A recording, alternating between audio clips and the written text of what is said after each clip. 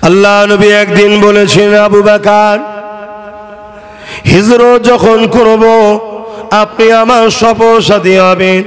এই আলোচনা সবাই শুনেছেন। আল্লাহ নবী নূহ নবী দয়া নবী জানিয়ে দিলেন 6 মাস কেটে যাবার পর আল্লাহর হুকুমে নবী আমার হিজরত করতে লেগেছেন। আবু বকর সিদ্দিকের ঘরে দরজা করে এসে আল্লাহ নবী শুধু একবার আস্তে করে বলেছে, আবু বকর লব্বাইকা ইয়া রাসূলুল্লাহ বলে দরজা খুলে দিয়েছে। এ আবু বকর তুমি কি করে জানলে আজকে আমি আসব? হুজুর আমি জানি না, তবে আজ থেকে 6 মাস আগে আপনি বলেছিলেন সফরের সাথী আপনি হবেন। সেই দিন থেকে প্রতিটা রাত্রিরে আমি না ঘুমিয়ে এই দরজায় পিঠ লাগিয়ে দিয়ে দাঁড়িয়ে দাঁড়িয়ে থাকি, না জানি কোন রাত্রিরে আপনি আসবেন আর আমি ঘুমিয়ে থাকব। একবার যারা দুবার ডাকবেন আমি আবু বকর মনে করি কিয়ামতের দিনে আল্লাহ বলবে, এ আবু বকর আমার হাবিবকে কেন তুমি দুবার ডাকালে? তোমার আরামটা আগে হয়ে গেল, আমার রাসূলুল্লাহর কষ্টটাকে তুমি বুঝলে না, কেন দুবার ডাকতে হলো? আমি আবু বকর জবাব দিতে পারবো না। ইয়া রাসূলুল্লাহ হাবিবাল্লাহ, এ আপনার প্রেমে আপনার আদবে আপনাকে যদি দ্বিতীয়বার না ডাকতে হয়, আমি আবু বকর 6 মাস আগে থেকে প্রতিটা রাত্রিরে এই দরজার কোণায় ঠেক দিয়ে দাঁড়িয়ে থাকি। আল্লাহ যখন আয়াতটা নাজিল করে দিলেন, আল্লাহ নবী দরবারে একটা সাহাবী হুজুর বসেছিলেন। আর সাহাবাদের মধ্যে থেকে ওই সাহাবী হুজুর উঠে ঘরে চলে গেলেন। মন দিয়ে শোনো আমার যুবকেরা, তোমার আমার কাজ কামে যদি বেঈমান হয়ে যায় সব বরবাদ হয়ে যাবে। গুনার মাপ আছে, নবীর বেয়াদবি আর নবীর প্রেমের ভাটাতে মাফ নাই, কেননা এতে ঈমান হারা হয়ে যায়। তাই বলে দিয়ে যায় সাহাবীটা ঘরে গেলেন। একদিন যায়, 2 দিন যায়, 3 দিন যায়, আর নবীর দরবারে ফেরে না। আল্লাহ নবী সাহাবাদেরকে পাঠালেন, যাও আমার ওই সাহাবীটা কেন আসছে না? ওই সাহাবীর দরবারে গেলেন, ঘর থেকে খবর পেলেন, জানি না কি হয়েছে, 3 দিন হয়ে গেল। মন দিয়ে শোনো, ঘরে দরজা দিয়ে কেঁদে যারে যার হয়ে যাচ্ছে, না খাওয়া আছে না কারো সঙ্গে কথা আছে, শুধু কেঁদে যাচ্ছে আর আল্লাহকে বলছে, আল্লাহ আমি বরবাদ হয়ে গেলাম, আমাকে মাফ করে দিন, ক্ষমা করে দিন। এ যুবকেরা তরুণেরা, অনেক বড় কথা নবীর দরবারে খবর এলো। আল্লাহ নবী ইজাজত দিলেন, যাও আমার পক্ষ থেকে সালাম দিয়ে তার কাছে খবরটা নাও কি হয়েছে। সাহাবারা খবর নিল, কি হয়েছে ভাই, কেন এমন করে? ওই সাহাবী বলতে লাগলেন, আল্লাহ পাক আয়াত নাজিল করে দিয়েছে, তোমাদের গলার আওয়াজ যদি নবীর গলার আওয়াজের থেকে জোরে হয়ে যায়, আল্লাহ তোমাদের জীবনের আমলকে বরবাদ করে দেবে।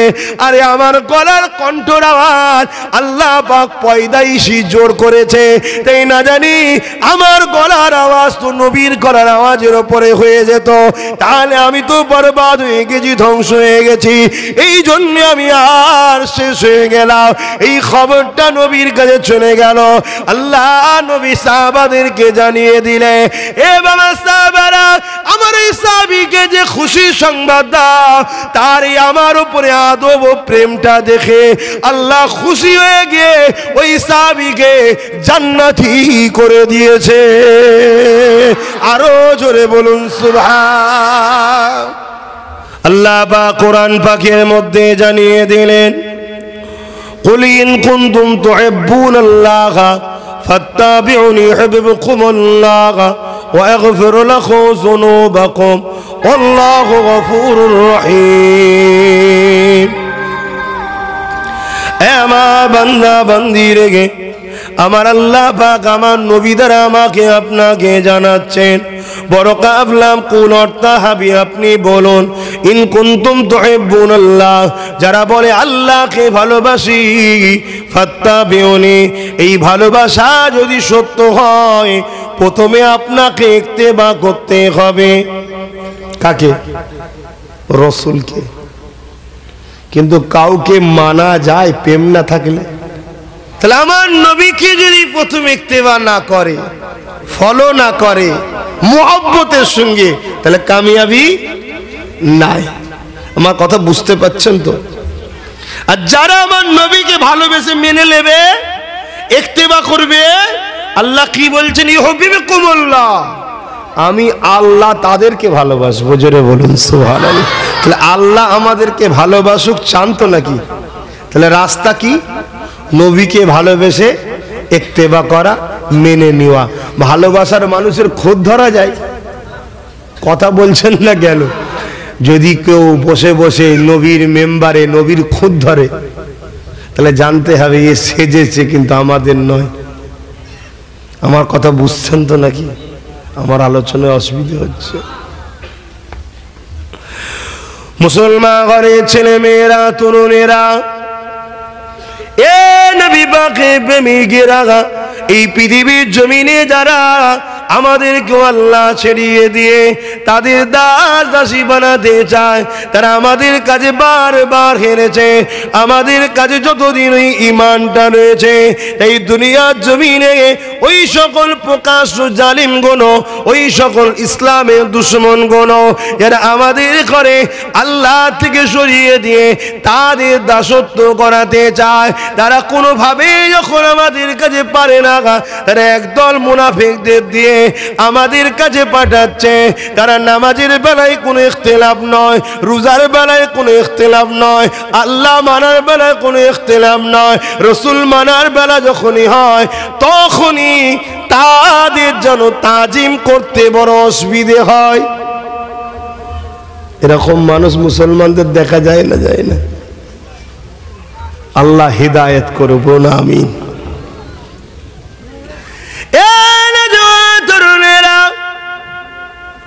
অথচ আদবটা কত বড় জিনিস শোনেন। আল্লাহ নবী নবী মদিনা নববী শরীফে বসে আছেন। এমন সময়তে আযান হতে লেগেছে, সিদ্দিকে আকবরও বসে রয়েছেন।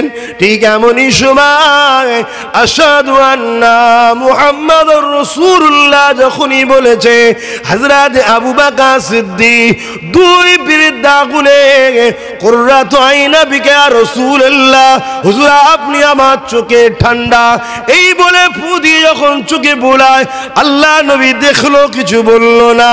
আযান হয়ে যায়, আল্লাহ নবী জিজ্ঞাসা করে, আবু বকর কি করলে তুমি? হুজুর আমি আপনার নামকে আমার চোখের ঠান্ডা বলে ফু দিয়ে চোখে মালিশ করেছি। আল্লাহ নবী জানিয়ে দিল, এ আবু বকর তোমার এই কাজটা, তোমার এই ভালোবাসাটা আমি রাসূলুল্লাহকে বড় ভালো লেগেছে। এটা কে শিখালো আবু বকর সিদ্দিককে? কেউ তো শিখাই না। কেন? প্রেম ইলম দ্বারা হয় না, প্রেম দিল দ্বারা হয়। প্রেম জ্ঞান দ্বারা হয় না, প্রেম অন্তর থেকে অটোমেটিক হয়ে যায়। এই প্রেম শিখাতে লাগে নাকি? কোন স্কুলে প্রেমের ট্রেনিং হয়? কোন মাদ্রাসায় প্রেম শেখানো হয় না? ওটা অটোমেটিক হয়। আমি হাজারো বলবো আপনি ভালোবাসতে পারবেন না, কিন্তু আবার দেখা যাবে একজন ঠিক রাসূলুল্লাহর প্রেমে পড়ে আছে। এটা অটোমেটিক হয়। আল্লাহ বা কোরআনে আয়াত নাজিল করে দিলেন,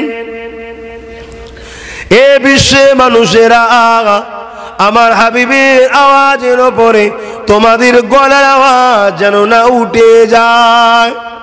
যদি তোমাদের গলার আওয়াজটা আমার হাবিবের কথার আওয়াজের উপরে উঠে যায়, আমি আল্লাহ তোমাদের সমস্ত জিন্দেগি আমলকে বরবাদ করে দেব।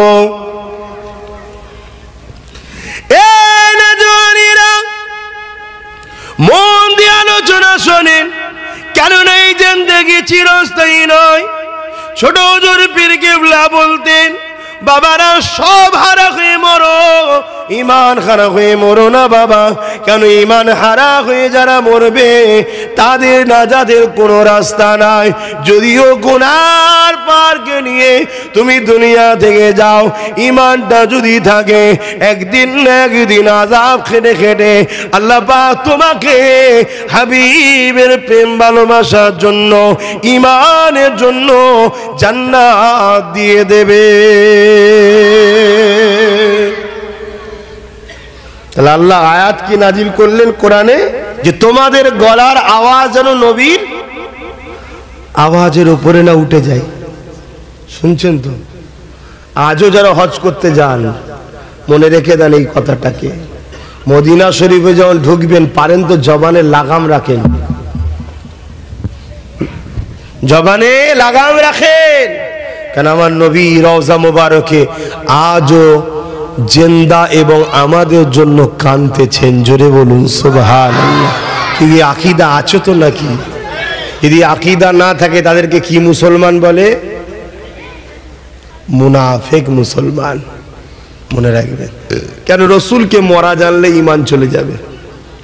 আর এটাই তো প্রকাশ্য দুশমনরা আমাদের মধ্যে ঢুকাতে চাইছে।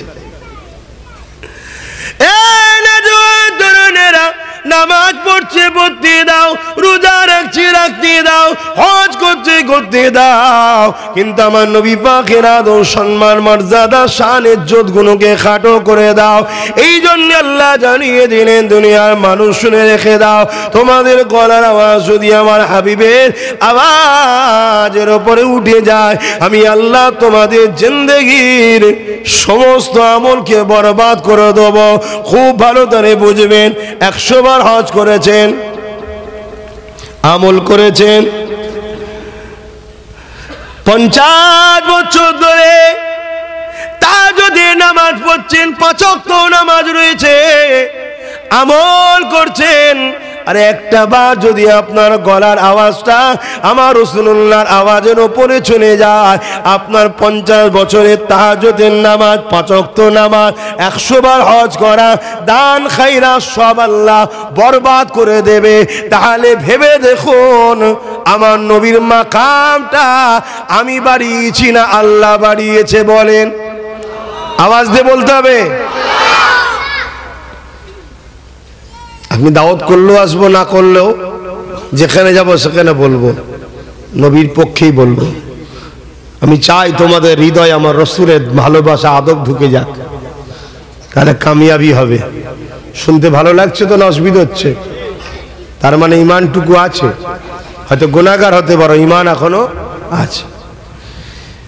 তাহলে আপনি তাহাজ্জুদ পড়লেন 50 বছর, 100 বছর ধরেন বেশি হায়াত পেয়েছেন, নামাজ পড়লেন, রোজা রাখলেন, হজ করলেন, দান খায়রাত করলেন, মসজিদ বানালেন, মাদ্রাসা বানালেন, এতিম বিধবাদের বিবাহ দিলেন, সব আমল এগুলো ঈমান নয়, আমল ভালো কাজ, পাহাড় পরিমাণ নেকি করেছেন। আর একদিন আপনার মুখ থেকে একটা কথা বেরিয়েছে, যে কথাটা আপনার রাসূলুল্লাহর শানে একটু আঘাত দেওয়া হয়ে গেছে, আওয়াজ তো উঁচু করা দূরের কথা, আঘাত দেওয়া হয়ে গেছে, আপনার আমল আর আছে? কোরআন বলছে আমল একমাত্র বরবাদ হয় কাফেরের,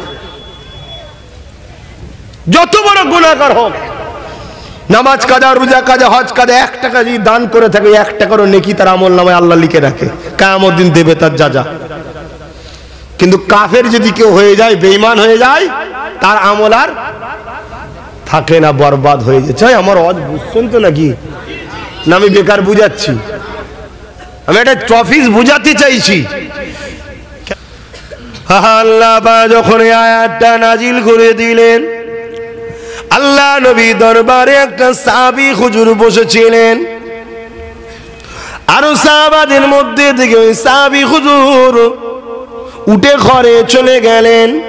মন দিয়ে শোনো আমার যুবকেরা, তোমার আমার কাজ কামে যদি বেঈমান হয়ে যায় সব বরবাদ হয়ে যাবে। গুনার মাপ আছে, নবীর বেয়াদবি আর নবীর প্রেমের ভাটাতে মাফ নাই, কেননা এতে ঈমান হারা হয়ে যায়। তাই বলে দিয়ে যায় সাহাবীটা ঘরে গেলেন। একদিন যায়, দুদিন যায়, 3 দিন যায়, আর নবীর দরবারে ফেরে না। আল্লাহ নবী সাহাবাদেরকে পাঠালেন, যাও আমার ওই সাহাবীটা কেন আসছে না। ওই সাহাবী দরবারে গেলেন, খবর পেলে, জানি না কি হয়েছে, 3 দিন হয়ে গেল। মন দিয়ে শোনো, ঘরে দরজা দিয়ে কেঁদে যারে যার হয়ে যাচ্ছে, না খাওয়া আছে না কারো সঙ্গে কথা আছে, শুধু কেঁদে যাচ্ছে আর আল্লাহকে বলছে, আল্লাহ আমি বরবাদ হয়ে গেলাম, আমাকে মাফ করে দিয়ে ক্ষমা করে দিই। এ যুবকেরা, তরুণেরা, অনেক বড় কথা নবীর দরবারে খবর এলো। আল্লাহ নবী ইজাজত দিলেন, যাও আমার পক্ষ থেকে সালাম দিয়ে তার কাছে খবরটা নাও, কি হয়েছে। সাহাবারা খবর নিল, কি হয়েছে ভাই, কেন এমন করে। ওই সাহাবী বলতে লাগলেন, আল্লাহ পাক আয়াত নাজিল করে দিয়েছে, তোমাদের গলার আওয়াজ যদি নবীর গলার আওয়াজের থেকে জোরে হয়ে যায়, আল্লাহ তোমাদের জীবনের আমলকে বরবাদ করে দেবে। আরে আমার গলার কণ্ঠর আওয়াজ আল্লাহ পাক পয়দাইশি জোর করেছে, তাই না জানি আমার গলার আওয়াজ তো নবীর গলার আওয়াজের উপরে হয়ে যেত, তাহলে আমি তো বরবাদ হয়ে গেছি, ধ্বংস হয়ে গেছি। এই জন্য আমি আর শেষ হয়ে গেলাম। এই খবরটা নবীর কাছে চলে গেল। আল্লাহ নবী সাহাবাদেরকে জানিয়ে দিলে, এ বাবা সাহাবারা, আমার এই সাহাবীকে যে খুশি সংবাদ দাও, তার এই আমার উপরে আদব ও প্রেমটা দেখে আল্লাহ খুশি হয়ে গিয়ে ওই সাহাবীকে জান্নাতি করে দিয়েছে। আরো জোরে বলুন সুবহান। কেন? উনি ইচ্ছা করে বলে না, ওনার পয়দাইশি এটা। এক একজন দেখবেন আপনাদের গ্রামেও থাকতে পারে, কথা বললে যেন মনে হচ্ছে ঝগড়া করছে, এত জোর গলার আওয়াজ, এটা তার পয়দাইশি, এটাকে সে কখনো কন্ট্রোল করতে পারবে না। কিন্তু আয়াতটা নাজিল হয়েছে কেন? আমার নবীর দরবারে মুনাফিকরা ঢুকতো, ঢুকে জোরে জোরে ইচ্ছা করে কথা বলতো, ঝামেলা করার মতো একটা ব্যবহার করে, এটা হবে না, এটা হবে না, এটা হবে না, এই ধরনের একটা মেসেজ জোরে জোরে কথা বলে একটা নবীকে মানে কি বলে, অপমান অপদস্থ করার, বিয়াদবি করার ভেতরে ভেতরে চক্রান্ত করত। যেমন কোরআনের আর একটা আয়াতে আল্লাহ বলেছে কি, আমার নবীর সাহাবারা নবী পাককে ডাকতেন রুআইনা বলে। শুনছেন? রুআইনা শব্দের অনেক মানে হয়, আরবি শব্দের এক একটার অনেক মানে হয়। একটা মানে হচ্ছে দেখেন, রুআইনা মানে কি, দেখেন, আমার দিকে দেখেন হুজুর। সাহাবারাও বলতেন হুজুর আমাদের দিকে দেখেন, তখন ওই রুআইনা শব্দ ইউজ করত। আর ইহুদিরা কিন্তু এই মজলিসে বসে রসুলকে রুআইনা বলে ডাকতো আর নিজেদের মধ্যে হাসতো। কেন? রুআইনার আরেকটা মানে হলো যারা ওই রাখাল ছাগল গরু চড়ায়, তাদের উদ্দেশ্য ছিল নবীকে অপমান করা। পৃথিবীর কেউ না অন্তরের খবর জানলো, অন্তরের খবর জানে যিনি, তিনি কে? একটু সবাই বললেন না কেন? আল্লাহ। তাই আল্লাহ দেখছে, রে এ তো শয়তান আমার হাবিবকে অপমান করছে।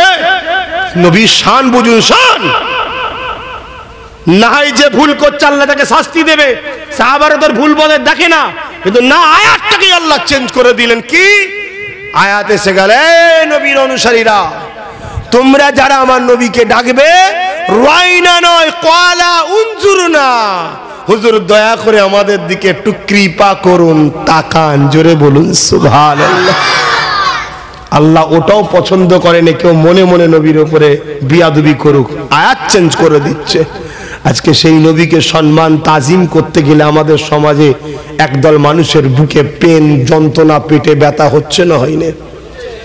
আমাদের বুঝে নিতে হবে, এরা হলো ইসলামের প্রকাশ্য দুশমন, যারা আমাদেরকে গোলাম বানাতে চায়, আমাদের প্রভু হতে চায়, তাদের অর্থে এগুলো পরিচালনা হচ্ছে। যুগে যুগে মুনাফিক আলেম বক্তা ছিল না, ছিল না? কথা বলুন। জিততে গেলে সংখ্যা বেশি লাগে না, জিততে গেলে আল্লাহ সাহায্য লাগে। আর আল্লাহ সাহায্য কার উপরে? মুমিনদের উপরে হয়। জোরে বলুন সুবহানাল্লাহ। যারা নবীকে প্রেম করে, নবীকে ভালোবাসে, আদব করে।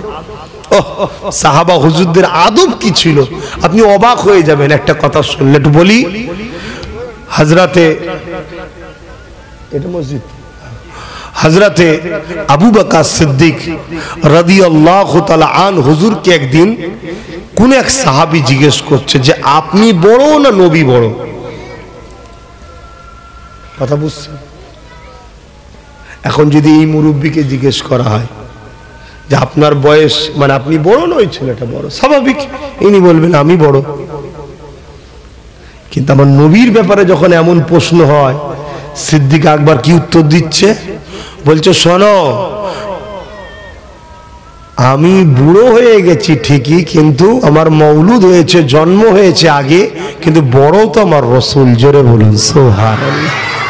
কেন এইটুকু সাহাবারা চাই না যে বলে ফেলো যে হ্যাঁ আমি বয়সে বড়, নবী ছোট আমার থেকে, না, ওটাও বিয়াদবি হতে পারে। শুনছেন আদব কাকে বলে? আল্লাহ নবীর চাচা যান হযরত আব্বাস রাদিয়াল্লাহু তাআলা নবীর কে হয়? চাচা। একদিন নামাজ পড়ছে হযরত আব্বাস হুজুর, আল্লাহ নবী এসে সোজাসুজি পাশে দাঁড়িয়েছে। শুনছেন তো নাকি? হ্যাঁ, সোজাসুজি পাশে দাঁড়িয়েছে নামাজ পড়তে। কে? আমার রসুল। হুজুর আগে থেকে নামাজ পড়ছিল, হযরত আব্বাস হুজুর আগে থেকে নামাজ পড়ছে, আর আল্লাহ নবী এসে পাশে সোজাসুজি পাশে দাঁড়িয়ে নামাজ পড়ছে। যেই রাসূলুল্লাহ এসে দাঁড়িয়েছে, নামাজ ধরেছে, শোনো শোনো শোনো, নবীর আদব বোঝো। সাহাবাদের থেকে বেশি বোঝে কেউ? সাহাবা হযরত আব্বাস হুজুর সঙ্গে সঙ্গে দু কদম নামাজ অবস্থাতে পিছিয়ে গেছে। জোরে বলুন সুবহানাল্লাহ। আরো জোরে বলবেন না? তুমি বলবেন নামাজে? হ্যাঁ নামাজে। ফতোয়া দাও না সাহাবাদের বিরুদ্ধে, দাও। আল্লাহ কবরে লিজে বুঝিয়ে দেবে খুনি, তোর নামাজ দেখকে দেবে খুনি। আল্লাহ নবী নামাজ অবস্থাতে চাচার হাত ধরেছে, ধরে সুজা করছে, যেই সুজা করে দিয়েছে আবার ছেড়েছে, আবার পিছিয়ে গেছে, তিনবার করেছে। নামাজ শেষ হয়ে গেল, আল্লাহ নবী বলছেন চাচা আপনি? তখন উনি উনার আব্বার নাম ধরে বলছে উনার সন্তানের কি মাজাল আছে যে মোহাম্মদ রসুলের সোজাসুজি দাঁড়াতে পারে। জোরে বলুন সুবহানাল্লাহ। কে হন? নবীর চাচা, আবার সাহাবীও, ইমানদারও। শুনছেন তো নাকি? নবীর মাকাম বোঝেন, নবীর সম্মান বোঝেন, আদব বোঝেন। আহ কি সম্মান ইজ্জত সাহাবা হুজুররা আমার নবী পাককে দিয়েছে। আল্লাহ নবী একদিন বলেছেন আবু বকর হিজরত যখন করব আপনি আমার সফর সাথী হবেন। এই আলোচনা সবাই শুনেছেন। আল্লাহ নবী নূহ নবী দয়া নবী জানিয়ে দিলেন 6 মাস কেটে যাবার পর আল্লাহর হুকুমে নবী আমার হিজরত করতে লেগেছেন। আবু বকর সিদ্দিকের ঘরে দরজা করে এসে আল্লাহ নবী শুধু একবার আস্তে করে বলেছে আবু বকর লাব্বাইকা ইয়া রাসূলুল্লাহ বলে দরজা খুলে দিয়েছে। এ আবু বকর তুমি কি করে জানলে আজকে আমি আসব? হুজুর আমি জানি না, তবে আজ থেকে 6 মাস আগে আপনি বলেছিলেন সফরের সাথী আপনি হবেন। সেই দিন থেকে প্রতিটা রাত্রিরে আমি না ঘুমিয়ে এই দরজায় পিঠ লাগিয়ে দিয়ে দাঁড়িয়ে দাঁড়িয়ে থাকি, না জানি কোন রাত্রিরে আপনি আসবেন আর আমি ঘুমিয়ে থাকব। একবার যারা দুবার ডাকবেন আমি আবু বকর মনে করি কিয়ামতের দিনে আল্লাহ বলবে এ আবু বকর আমার হাবিবকে কেন তুমি দুবার ডাকালে? তোমার আরামটা আগে হয়ে গেল, আমার রাসূলুল্লাহর কষ্টটাকে তুমি বুঝলে না, কেন দুবার ডাকতে হলো? আমি আবু বকর জবাব দিতে পারবো না। ইয়া রাসূলুল্লাহ হাবিবাল্লাহ, এ আপনার প্রেমে আপনার আদবে আপনাকে যদি দ্বিতীয়বার না ডাকতে হয়, আমি আবু বকর 6 মাস আগে থেকে প্রতিটা রাত্রিরে এই দরজার কোণায় ঠেক দিয়ে দাঁড়িয়ে থাকি। নবী কি বলেছিল নাকি যে দুবার ডাকতে হলে জাহান্নামে চলে যাবি? হ্যাঁ বলেছিল? আল্লাহ ডাকলে জাহান্নাম হয়ে যাবে বলেছিল না। প্রেম শিখাতে হয় না, আদব শিখাতে হয় না, ওটা দিল থেকে হয়।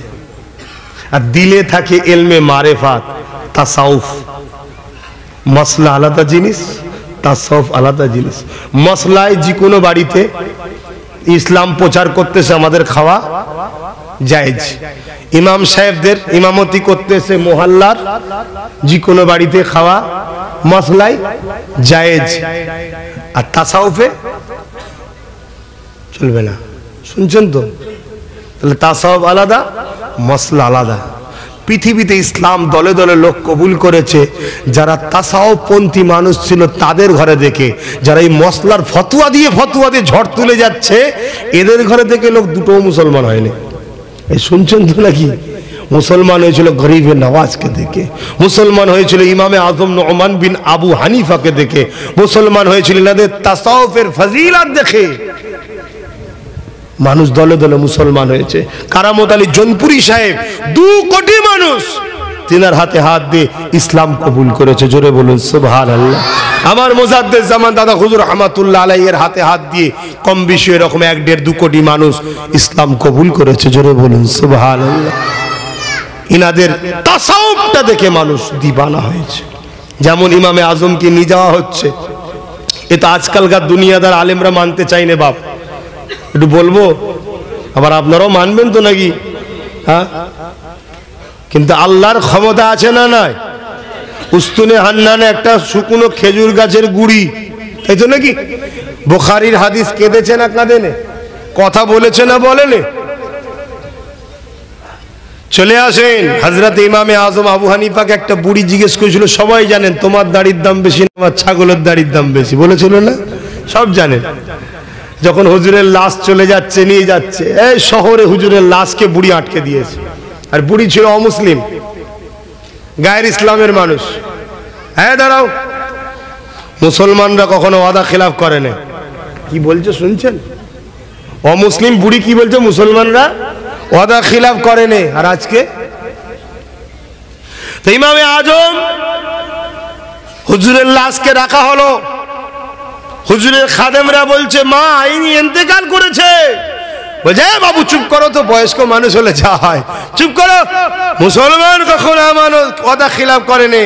আবার তোমাদের আবু হানিফা নুমান বিন সাবিত, এ তো তোমাদের ইমাম। আবার ইমাম যদি কথা ফেল করে তাহলে বাকি মুসলমানদের আর ইজ্জত থাকবে?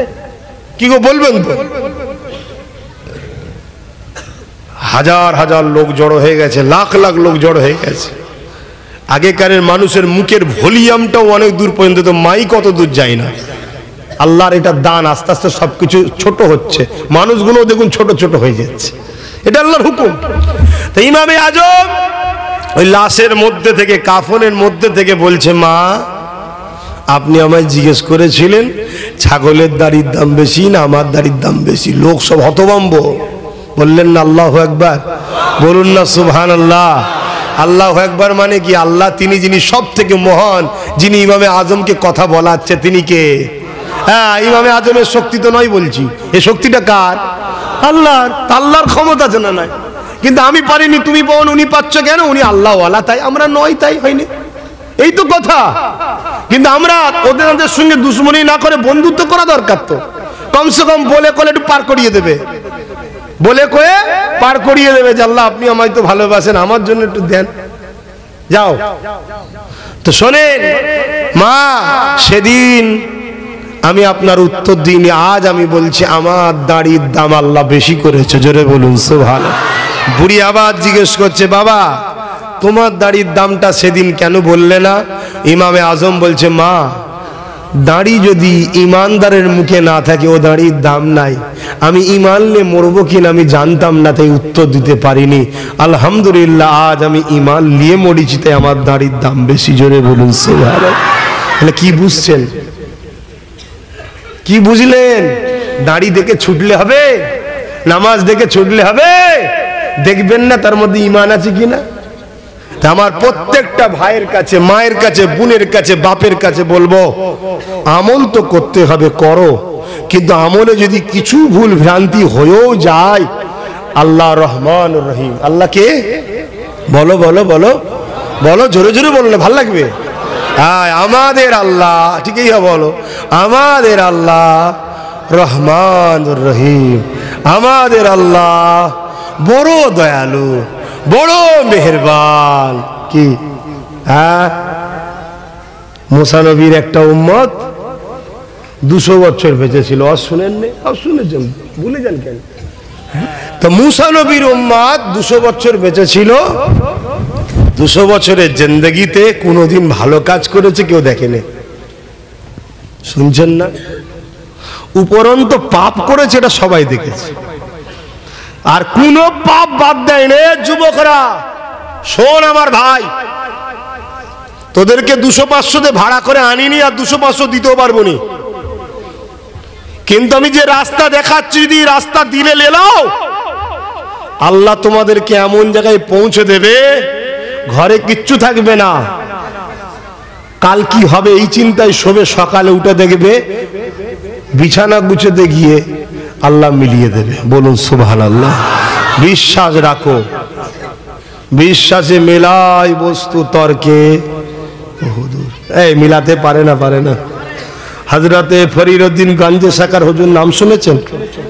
উনি তখন ছোট ছিলেন। ওনার মা নামাজ শিখাবে বলে ছেলেকে বলছে বাবা নামাজ পড়ো। ছেলে বলে মা নামাজ পড়লে কি পাবো? বাচ্চারা যেমন বলে। তো মা বলেছে নামাজ পড়লে আল্লাহ মিষ্টি দেবে।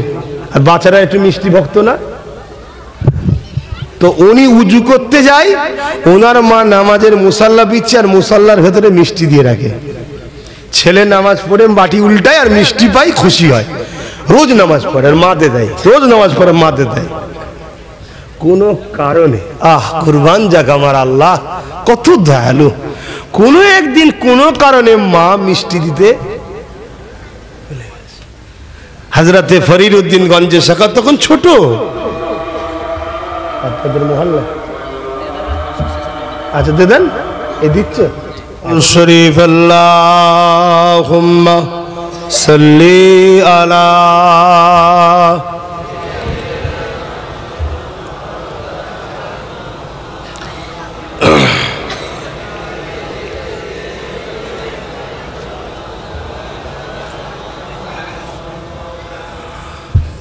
রাতের আধারে যারা সিজদাতে রয়, দু চোখের আঁসুতে নদী যেন বয়। রাতের আধারে যারা সিজদাতে রয়, দু চোখের আঁসুতে নদী যেন বয়। চলো নারা জানি যতই আসো, চলো নারা জানি যতই আসো, পিছনে ফিরো তাকাই না। যাদের হৃদয়ে আছে আল্লাহর ভয়, তারা কভু নবী ভুলে যায় না। আল্লাহুম্মা সাল্লি আলা।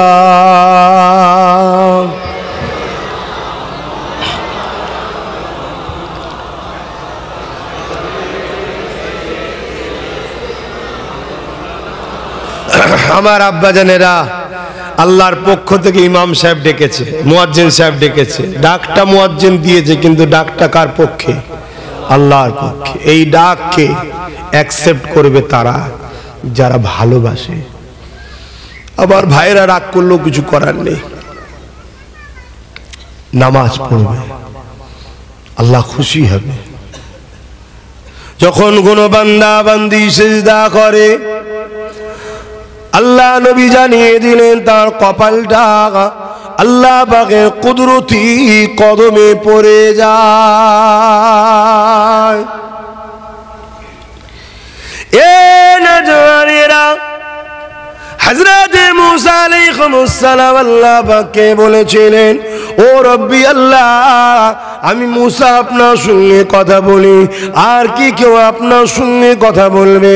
আল্লাহ পাক বলেছিলেন, মুসা রে, আমার একদল স্পেশাল বান্দা বান্দি আছে।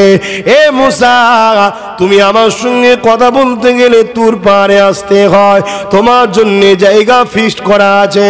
কিন্তু তারা যখন আমার সঙ্গে কথা বলবে, তাদের জন্য জায়গা কোনো ফিক্সড নাই। যে কোনো পাক পবিত্র জায়গায় দাঁড়িয়ে দাঁড়িয়ে আমি আল্লাহ আমার সঙ্গে যতক্ষণ খুশি ততক্ষণ কথা বলতে পারবে। এ মুসা, তুমি আমার সঙ্গে বেশিক্ষণ কথা বলতে পারো না, তারা কিন্তু যতক্ষণ খুশি কথা বলতে পারবে। এ মুসা, তুমি আমার সঙ্গে কথা বলছো, তোমার আমার বিচকারে কতটা দূরত্ব আছে? মুসা সাল্লাম বলেছেন, আল্লাহ পাক আপনি তোর পাহাড়ের শিরে আছেন, মাথায় রয়েছেন, আর আমি নিচে আছি, এতটা দূরত্ব হবে? আল্লাহ বলেছিল, না রে মুসা, তোমার আমার বিচকারে 10,000 বা 70,000 নূরের পর্দা ডিফারেন্স রয়েছে। এক একটা পর্দা 10,000 বছরের রাস্তা বা 10,000 মাইলের রাস্তা। এ মুসা, আমার ওই যে স্পেশাল বান্দা বান্দি আছে, তারা যখন আমার সঙ্গে কথা বলবে, তাদের আমার পিছকারে কোনো পর্দা থাকবে না, সমস্ত পর্দা তুলে দিয়ে সামনাসামনি একেবারে কাছে কাছে আমি আল্লাহ তাদের কাছে চলে যাব, তারা কথা বলতে পারবে। মুসা সাল্লাম বললেন, আল্লাহ ওই উম্মত কি আমার হবে না? আল্লাহ বলল না। আল্লাহ আমাকে কি উম্মত বানানো যাবে না? আল্লাহ বললেন না। আল্লাহ জানতে কি পারি ওরা কারা? আল্লাহ বলেছিলেন, মুসা রে, ওরা অন্য কেউ নয়,